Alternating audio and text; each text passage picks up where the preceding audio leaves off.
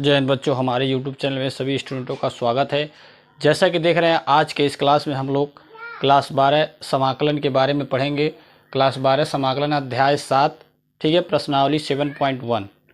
तो सबसे पहले चैप्टर स्टार्ट करने से पहले सबसे पहले उस सूत्रों को जानेंगे जो चैप्टर में पूरे समाकलन में यूज है, ठीक है। और लाइफ टाइम ये सूत्र बच्चों आप मिलेगा, चाहे फिजिक्स पढ़िए, केमिस्ट्री पढ़िए, मैथ पढ़िए, ठीक है। सबसे पहले हम सूत्रों को जानेंगे, उसके बाद हम प्रश्नावली के प्रश्नों को हल करेंगे, ठीक है। तो देखिए, पहला सूत्र यहाँ से स्टार्ट होता है इंटीग्रेशन x के पावर n। तो x के पावर n का अगर x के रिस्पेक्ट में समाकलन हो रहा है बच्चों, तो क्या होता है, घातों में एक एक जुड़ जाता है। मतलब x के पावर n+1 अपान n+1। ये जो प्लस सी करके लगाया गया बच्चों, ये कांस्टेंट है, इंटीग्रेशन नियतांक है। क्लियर है। अगला होता है 1 का समाकलन अगर x के अकॉर्डिंग होगा बच्चों तो क्या होगा, x होगा, और y dy के अकॉर्डिंग होगा तो क्या होगा, y होगा, dt के अकॉर्डिंग होगा तो t होगा, जैसे कि आप समझ रहे होंगे। उसके बाद अगला नेक्स्ट आता है cos x का, cos dx का समाकलन होता है क्या बच्चों, sin x, ठीक है। अगला इसी के बाद चौथा क्या होता है, sin x। sin x का इंटीग्रेशन बच्चों होता है -cos x plus c। Clear है। उसके बाद अगला बच्चों आप चलिए ट्रिग्नोमेट्री में और भी, जैसे मान लीजिए कास हो गया, साइन हो गया, फिर होता है sec square x. Sec square x का होता है बच्चों 10x, ठीक है। अगर सेक स्क्वायर एक्स का इंटीग्रेशन करना हो तो क्या हो जाएगा, 10x, ठीक है। 10 का भी होता है लेकिन लाग में होता है, ठीक है। सबसे पहले जो कंपल्सरी सूत्र है जो हर हमेशा यूज होने वाला बच्चों, उसको बताया जा रहा है, ठीक है। अगला नंबर आता है बच्चों सेक x इंटू 10x। सेक x इंटू 10x का इंटीग्रेशन होगा बच्चों तो क्या होता है, सेक x। क्लियर है। चलिए आगे बढ़िए। उसके बाद 7वां नंबर बच्चों अब आता है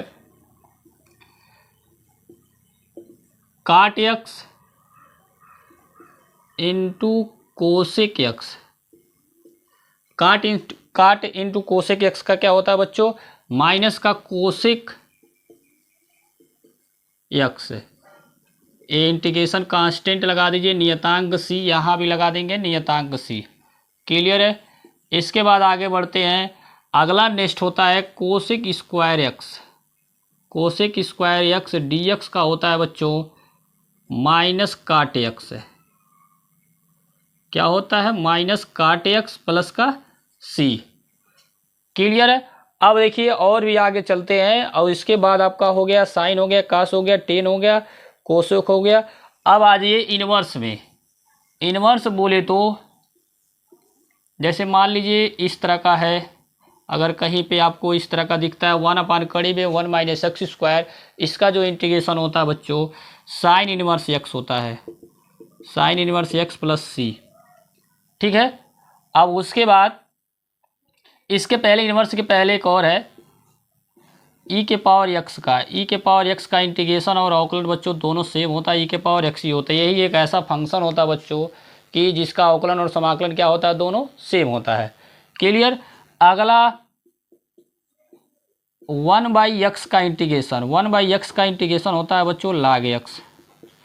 अगर कहीं पे 1/x का इंटीग्रेशन करना हो, चाहे 1/t का इंटीग्रेशन करना हो तो क्या होता है, log x। अगर 1/t होगा तो log t होगा, 1/y होगा तो log y होगा। क्लियर। बताया जाएगा जब एक्सरसाइज चालू किया जाएगा, ठीक है। पहले तो सूत्र आप समझ लीजिए, ठीक है। उसके बाद इनवर्स में कास का होता है, कास में बस क्या होता है बच्चों, यहाँ पे माइनस होता है, साइन वाला सेम होता है, क्या हो जाता है यहाँ पे कास इनवर्स x प्लस c हो जाएगा। क्लियर है। उसके बाद आगे बढ़ते हैं 10 के लिए। तो 10 के लिए होता है 1/1 + x², रूट में नहीं होता है बच्चों, तो क्या हो जाएगा 10 इनवर्स x प्लस c, ठीक है।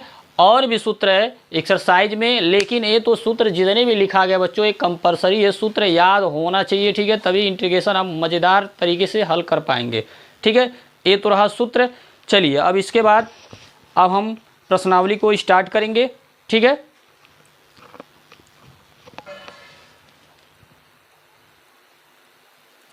चलिए ध्यान दीजिए बच्चों, पहला सवाल है, देख रहे हैं 7.1 का, क्लास 12 का पहला सवाल है। देख रहे हैं इंटीग्रेशन साइन 2x dx, इसका इंटीग्रेशन करना है तो इसको लगाने का दो तरीका है। क्लियर है। सबसे पहले ध्यान दीजिए, यहाँ पे देख रहे हैं अभी आपको बताया गया साइन का इंटीग्रेशन बच्चों क्या होता है, माइनस कास होता है। क्लियर है। तो इसका इंटीग्रेशन क्या हो जाएगा बच्चों, ठीक है, यहाँ पे देख रहे हैं क्या हो जाएगा, माइनस क्या कास 2x को सीधे सीधे लिख देना है। बस ट्रिक के माध्यम समझिए, यहाँ जो नंबर रहेगा बच्चों वो अपान में आ जाएगा। क्लियर है। मतलब इस प्रकार से आप लिख सकते हैं 1/2 को थोड़ा पहले लिख देंगे 1/2 कास 2x, या इंटीग्रेशन कांस्टेंट लगा देंगे c। ये पहले का आंसर हो गया बच्चों। उसी तरह और भी एग्जाम्पल के थ्रू अगला सवाल ले लेते हैं। जैसे मान लीजिए आपका कास 2x का करना है, तो कास का इंटीग्रेशन बच्चों होता है क्या, साइन होता है। यहाँ पे जो नंबर रहेगा उसको लिखेंगे, फिर यहाँ पे जो x के साथ जो नंबर रहेगा बच्चों उसको हम अपान में लिख देंगे, मतलब बटे 2। अगर यहाँ 3 होता है तो बटे 3 कर देंगे, यहाँ 4 है तो बटे 4 कर देंगे। आई बात समझ में, मतलब यहाँ कहने का मतलब 4 है तो बस रहेगा जो x के साथ उसको हम कहाँ करना है, बटे में। ठीक है। दूसरा तरीका भी है, चलिए दूसरा तरीका भी जान लीजिए इसका। ये तो 60 तरीका हुआ। दूसरा तरीका क्या है, यहाँ पे इस वाले 2x को हम मान लेंगे, तो लिखेंगे माना 2x बराबर मान लेंगे t। ठीक है। अब मानने के जस्ट तुरंत बाद हम क्या करेंगे, अवकलन करेंगे। तो यहाँ देख रहे हैं 2x का अवकलन कितना होता है, 1 होता है, इधर dt/dx हो जाएगा। ठीक है। ये dx उधर चला जाएगा तो हो जाएगा 2dx बराबर क्या हो जाएगा, dt। क्लियर है। उसके बाद यह 2 उधर से इधर आ जाएगा तो हो जाएगा dx बराबर 1/2 dt। अब देखिए इसके बाद हमको करना क्या है, इंटीग्रेशन देख रहे हैं साइन है तो साइन लिख लेंगे। हमने 2x को क्या माना है, t माना है, यहाँ देखिए लिखा गया है। और dx के यहाँ पे हमको क्या रखना है, 1/2 dt, तो 1/2 dt। तो जब भी हम इंटीग्रेशन करते हैं बच्चों, तो जो भी कांस्टेंट टर्म होता है, मतलब अचर पद होता है, उसको हम क्या कर देते हैं, बाहर भेज देते हैं। तो यह बाहर चला जाएगा 1/2, फिर इंटीग्रेशन हो जाएगा साइन t dt।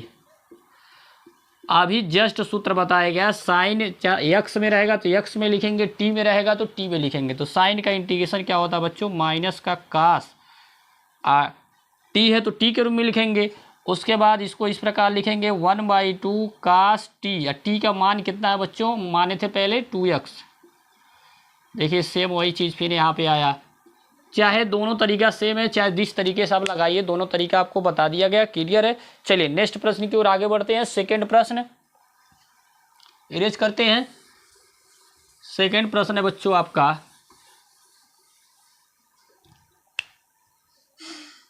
सेकंड प्रश्न है यहाँ पे आपका है कास है और 2 के जगह पे बच्चों क्या है, 3 है। क्लियर है। बताने से पहले बच्चों, अगर हमारे चैनल पे अगर आप नए हैं तो चैनल को अवश्य सब्सक्राइब कीजिए। ठीक है। बेल आइकन को अवश्य प्रेस कीजिए और एक प्यारा सा कमेंट अवश्य दीजिए कि हाँ समझ में आ रहा है सर। ठीक है।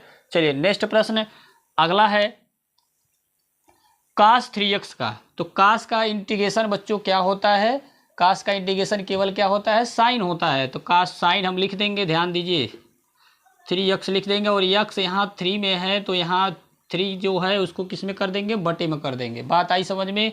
ए हो गया आंसर, ए नियतांक लगा दीजिए कांस्टेंट, ए हो गया आंसर। क्लियर है।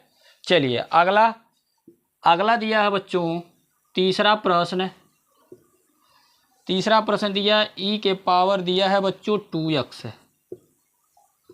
तो अभी बताया गया बच्चों फार्मूले में e के पावर x का इंटीग्रेशन और अवकलन क्या होता है, e के पावर x ही होता है।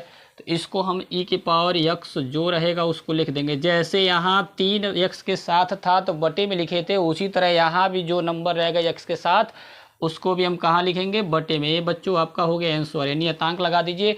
उसी तरह और भी एग्जाम्पल ले लीजिए। मान लीजिए e के पावर 5x है, इसका इंटीग्रेशन करना है तो e के पावर 5x लिखेंगे और बटे में क्या हो जाएगा 5। ये हो गया आंसर। इस तरह के जब भी इंटीग्रेशन मिलेगा बीच बीच में मिलेगा और भी एक्सरसाइज करते रहेंगे जब तो सेम एक ट्रिक के माध्यम से आप जान लीजिए कि e के पावर 2x है तो e के पावर 2x लिखेंगे, फिर जो भी x के साथ नंबर रहेगा उसको हम क्या कर देना है, बटे में कर देना, जैसे कि यहाँ किया गया है। क्लियर है।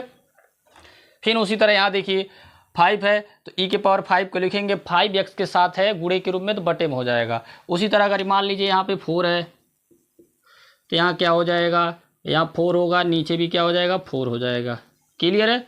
इस तरह का सेम इंटीग्रेशन हो जाएगा। आ रही बात समझ में? चलिए नेक्स्ट आगे बढ़ते हैं। चैनल पे बने रहिए बच्चों, आपको हर सवाल समझ में आएगा। ऐसा नहीं कि सवाल समझ में नहीं आएगा, पेपर में हर सवाल को आप कर ले जाएंगे, एक भी सवाल छूटेगा नहीं, ये मेरा दावा है। अगला प्रश्न बच्चों, चौथा प्रश्न, इंटीग्रेशन ax प्लस बी का होल क्यूब, होल क्यूब नहीं है, होल स्क्वायर है, ठीक है, इसका इंटीग्रेशन करना है। ठीक है, अब ये भी देख रहे हैं बच्चों x के साथ है, क्या है a है, तो a कहाँ आएगा बटे में, x के साथ जो भी डिजिट रहेगा बच्चों उसको बटे में हमको लिखना है। ठीक है, अगर दूसरा तरीका जो बताए थे मान के करिए उस तरह भी आप कर सकते हैं। क्लियर? या तो मान के करिए या तो डायरेक्टली आप कर सकते हैं, तब भी एग्जामिनर आपका काटेगा नहीं, ये नहीं कि काट देगा। क्लियर है? चलिए हल करते हैं। तो सबसे पहले अभी आपको हम पहला सूत्र जो लिखवाए थे बच्चों, x के पावर n dx का इंटीग्रेशन क्या होता है, पावर में एक एक को हमको जोड़ देना है, नीचे और ऊपर। a n है तो n के रूप में यहाँ क्या है 2 है, n के रूप में क्या है 2 है। चलिए जोड़ते हैं तो लिखेंगे बच्चों ax प्लस बी के पावर हो जाएगा 2 + 1, नीचे भी क्या कर देंगे 2 + 1। क्लियर है?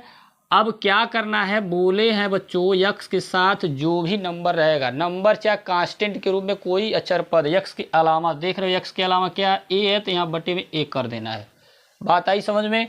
यहाँ नियतांक लगा देना है c। अब इसी को थोड़ा हल कर लेना है, तो देख रहे हैं हो जाएगा ax प्लस बी, यहाँ ऐड करेंगे तो कितना हो जाएगा 3, या नीचे भी बच्चों देख रहे हैं ऐड करेंगे तो 3, तो 3a लिखेंगे, नंबर को पहले लिखा जाता है, अक्षर को बाद में लिखा जाता है, प्लस सी। ये आपका हो गया बच्चों आंसर, किसका, चौथे का। क्लियर है? चलिए नेक्स्ट आगे बढ़ते हैं। पांचवा प्रश्न बच्चों आपका दिया गया है, पांचवा दिया इंटीग्रेशन साइन 2x -4e के पावर दिया है बच्चों 2x, 2x नहीं है बच्चों 3x है। क्लियर है? क्या है 3x है। अब जैसा कि देख रहे हैं अभी तक तो सिंगल पदों का इंटीग्रेशन आप कर रहे थे, अब देख रहे हैं यहाँ 2 पद का इंटीग्रेशन करना है, दोनों पदों के साथ इंटीग्रेशन को बांटेंगे, उसके बाद इंटीग्रेशन करेंगे। देखिए बहुत ही सिंपल है, चलिए हल करते हैं। तो इंटीग्रेशन हो जाएगा साइन 2x dx, फिर माइनस यहाँ देख रहे हैं कांस्टेंट है, तो जब इंटीग्रेशन करते समय हम कांस्टेंट टर्म को इंटीग्रेशन के बाहर कर देते हैं, तो मतलब यहाँ बाहर चला जाएगा, फिर इंटीग्रेशन 3x dx हो जाएगा। बात आई समझ में? अब इंटीग्रेशन कर लीजिए। साइन का इंटीग्रेशन आपको बताया गया माइनस कास होता है, माइनस कास 2x बटे, यहाँ बोले x के साथ जो भी नंबर रहेगा उसको हमको कहाँ कर देना है, बटे में कर देना है। फिर यहाँ देख रहे हैं 4 लिख लेंगे। अभी जस्ट बताया गया e के पावर 3x का इंटीग्रेशन, e के पावर वही होता है, लेकिन x के साथ जो भी नंबर रहता है वो कहाँ आ जाता है, बटे में आ जाता है 3। ए नियतांक लगा दीजिए, कांस्टेंट c। इस प्रकार से हो गया। एक प्रश्न संख्या 5 तक आपका पूरा सॉल्व हो चुका। क्लियर है बच्चों? चलिए अब इसके बाद बच्चों अगला जो प्रश्न संख्या 6 से वह आपको नेक्स्ट वीडियो में बताया जाएगा, पार्ट 2 में। ठीक है, अगर वीडियो अच्छा लगे, समझ में आया है बेहतर ढंग से, तो चैनल को हमारे अवश्य सपोर्ट कीजिए बच्चों। ठीक है, ज़्यादा से ज़्यादा ग्रुपों में अवश्य शेयर करिए। ठीक है, जय हिंद जय भारत बच्चों।